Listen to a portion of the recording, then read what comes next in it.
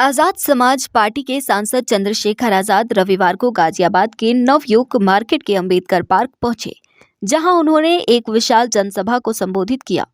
इस दौरान Ghaziabad parents association ने आरटीई के गरीब बच्चों के दाखिलों और इन बच्चों की शिक्षा कक्षा 8 से बढ़ाकर कक्षा 12 तक करने की आवाज सदन में उठाने के लिए उन्हें ज्ञापन सौंपा।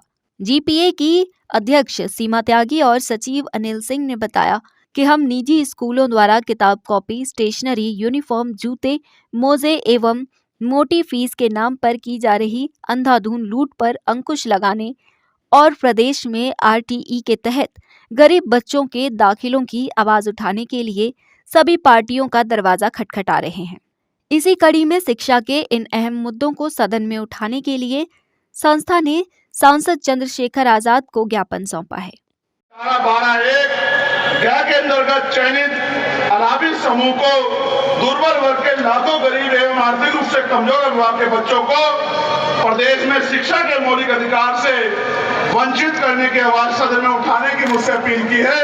मैं वचन देके कहता हूं कि इस बार जब पार्लियामेंट चलेगा तो आपके मुद्दे को मैं पूरी ताकत से पार्लियामेंट में उठाने का काम करूंगा और सिर्फ उठाने का काम नहीं करूंगा। इन स्कूलों में जाकर इन स्कूलों की वास्तविक स्थिति को देखे और एक रिपोर्ट बना के पार्लियामेंट में स्पीकर साहब को सौंपने काम करूंगा। और अगर ये स्कूल कॉलेज नहीं सुधरेंगे तो इस पे आपके साथ खड़े होकर ताला लगाने का काम करूंगा। ये वचन मैं आपको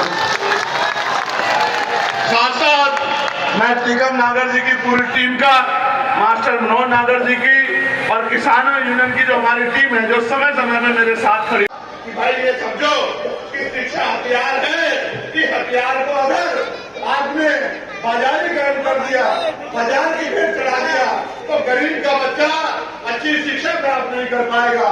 और जब गरीब का बच्चा अच्छी शिक्षा प्राप्त नहीं कर पाएगा तो 200-400 रुपए की मजदूरी करके या 5-7-8 हजार रुपए की नौकरी करके वो अपने घरों के हालात नहीं बदल सकता है।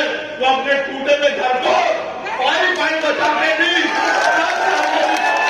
कर सकता है। वो कभी अपनी मां को हवाई जहाज का सफर नहीं करा सकता है। वो कभी अपनी बहन को एसी वाली ट्रेन में नहीं घुमा सकता है। प्रधानमंत्री तो दिल्ली में बैठ के नारे देते हैं कि चप्पल वाला हवाई जहाज का सफर करेगा। मैं आपको सच बताता हूं कि चप्पल वाले को 2 टाइम अच्छी रोटी भी मिल जाए सम्मान की, ये भी अब उत्तर प्रदेश में और देश में मुश्किल हो चुका है। इसलिए मैंने मांग उठाई थी कि अगर बदलाव चाहते हो तो फिर करो कि राष्ट्रपति हो, प्रधानमंत्री हो, विधायक हो, मंत्री हो, मुख्यमंत्री हो, राज्यपाल हो या कोई भी ऐसा व्यक्ति जिसको सरकारी शिक्षा मिली है, सुरक्षा मिली है, सुविधा मिली है या उसको आर्थिक मदद होती है, चाहे वो क्लास 1 का अधिकारी हो या क्लास 4 का अधिकारी हो, चाहे वो डीएम एसएसपी हो या एसडीएम एडीएम हो या दरोगा सीओ हो या कोई और अधिकारी हो, सबके बच्चों को सरकारी स्कूल में पढ़ाने की इजाजत देनी चाहिए और कानून बना देना चाहिए कि सरकारी अधिकारी कर्मचारी नेताओं के बच्चे सरकारी स्कूल में पढ़ेंगे। आप देखो, महसूस करके अपने दिल पे आ करके महसूस करो। एक ही क्लास में मुख्यमंत्री का बेटा बैठा होगा, उसकी बराबर वाली टेबल पे मजदूर का बेटा बैठा होगा, उसके बराबर वाली टेबल पे एसडीएम का बेटा बैठा होगा, उसके बराबर वाली टेबल पे कुर्सी पे डीएम का बेटा बैठा होगा, उसके बराबर वाली कुर्सी पे एसएसपी का बेटा बैठा होगा और उसके बराबर वाली कुर्सी पे टिकम नागर भाई मेरे जैसे किसान का बेटा बैठा होगा, मजदूर का बेटा बैठा होगा। तो अगर वो हमारी परवाह नहीं करेंगे तो अपने बच्चों की परवाह तो करेंगे।